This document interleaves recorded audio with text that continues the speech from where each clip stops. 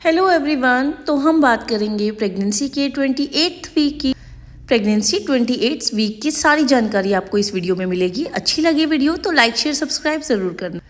यह 28वां सप्ताह तीसरी तिमाही की शुरुआत का संकेत है। इस समय शिशु बहुत तेज़ी से विकसित होता है और माँ को अपनी सेहत का खास ध्यान रखना चाहिए, क्योंकि डिलीवरी के दिन अब धीरे धीरे बहुत ही करीब आ रहे हैं। तो चलिए आइए जानते हैं कि इस सप्ताह में शिशु का विकास कैसा होने वाला है। सबसे पहले शिशु के विकास की हम बात करेंगे तो उसके आकार की बात करेंगे। इस सप्ताह उसकी लंबाई 37 से 38 सेंटीमीटर और वजन 1.2 किलोग्राम के बीच होता है। फेफड़ों का विकास, शिशु के फेफड़े लगभग विकसित हो चुके हैं और सांस लेने की प्रैक्टिस कर रहे हैं। आंखें खोलना और बंद करना। दोस्तों, शिशु अब अपनी आंखें खोल और बंद कर सकता है और रोशनी को पहचान सकता है। उसका जो ब्रेन है वो भी बहुत तेज़ी से विकसित हो रहा है। शिशु की सोचने समझने की क्षमता बढ़ रही है। न्यूरॉन्स बहुत तेज़ी से विकसित हो रहे हैं। अब शिशु का नियमित सोने और जागने का पैटर्न भी बनने लगा है।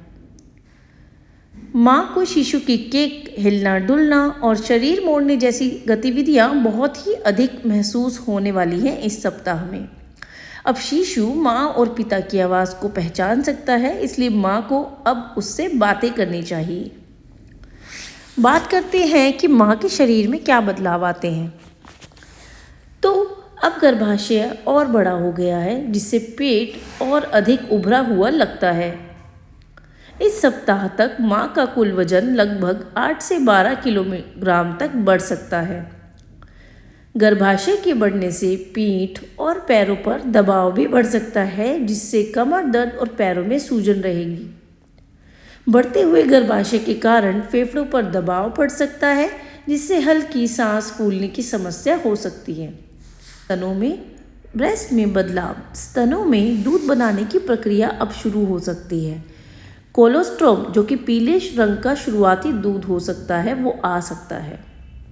अच्छी नींद लेना मुश्किल हो सकता है, इसीलिए करवट बाईं ओर लेकर सोने की आदत डालें। अब शिशु बहुत सक्रिय हो रहा है और माँ को उसकी हरकतें बहुत ही अच्छे से महसूस होने लगी हैं। बात करते हैं कि इस सप्ताह में आपको क्या करना है। Tips for 28th week of pregnancy. दोस्तों, प्रोटीन, कैल्शियम, आयरन और फाइबर से युक्त भोजन आपको ज़रूर करना है। अपने शरीर को हाइड्रेट रखना है। कम से कम 8 से 10 ग्लास पानी बैठकर घूट घूट करके पिएं। डॉक्टर की सलाह से वॉकिंग, प्रेगनेंसी योग और हल्की स्ट्रेचिंग आप कर सकती हैं। बाईं करवट लेकर सोने की आदत डालो, उससे ब्लड सर्कुलेशन बहुत अच्छा रहता है। मेडिटेशन, संगीत सुनना और रिलैक्सिंग एक्टिविटीज़ को अपनाना है। डॉक्टर से नियमित चेकअप कराएं। इस सप्ताह में डॉक्टर आपको हर 2 सप्ताह में चेकअप के लिए बुला सकते हैं। अगर शिशु की हलचल आपको कम महसूस हो तो डॉक्टर से सलाह लें। डिलीवरी की प्लानिंग अब शुरू कर दीजिए। इस समय से अस्पताल और डिलीवरी से संबंधित तैयारियां करना आपको शुरू कर देना है।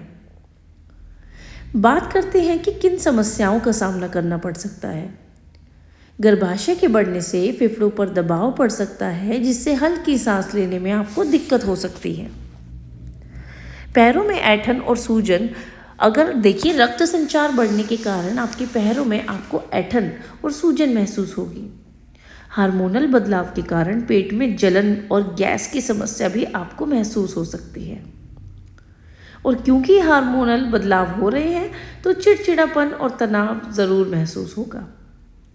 ब्रैक्सटन हिक्स कॉन्ट्रैक्शन, हल्के फुल्के गर्भाशय संकुचन महसूस हो सकते हैं, जो डिलीवरी की तैयारी का संकेत होते हैं। डॉक्टर से आपको कब मिलना चाहिए। दोस्तों, अगर आपको कोई भी इस तरीके का लक्षण जो अभी मैं बताने वाली हूँ वो महसूस हो तो डॉक्टर से मिलें। अगर आपको पेट दर्द या ऐंठन महसूस हो, ज़्यादा सूजन हो, खासकर आपके चेहरे और हाथों पर अगर बहुत सूजन है, आपको चक्कर आ रहा है, आपको सर दर्द हो रहा है या धुंधला दिख रहा है, या किसी भी तरीके का असामान्य रक्तस्राव या पानी जैसा स्राव आपको महसूस हो, इसके अलावा शिशु की हलचल भी अगर अचानक से बहुत कम हो तो भी आप डॉक्टर से मिलें। अब इस वीडियो को पूरा निष्कर्ष में बताती हूँ कि ये सप्ताह माँ और शिशु दोनों के लिए इम्पोर्टेंट है। शिशु तेज़ी से बढ़ रहा है, माँ का शरीर भी कई बदलाव हो रहे हैं, तो अच्छी देखभाल, संतुलित आहार और पर्याप्त आराम लेना बहुत ज़रूरी है। कोई भी असामान्य लक्षण महसूस हो तो तुरंत डॉक्टर से संपर्क करना बहुत ज़रूरी है। इसके अलावा दोस्तों, इस सप्ताह से जुड़ी आपको कोई और जानकारी चाहिए हो तो आप बेझिझक पूछ सकती हैं, कमेंट में आप कमेंट कर सकती हैं। Thank you so much. इसी तरीके से सपोर्ट करते रहिए।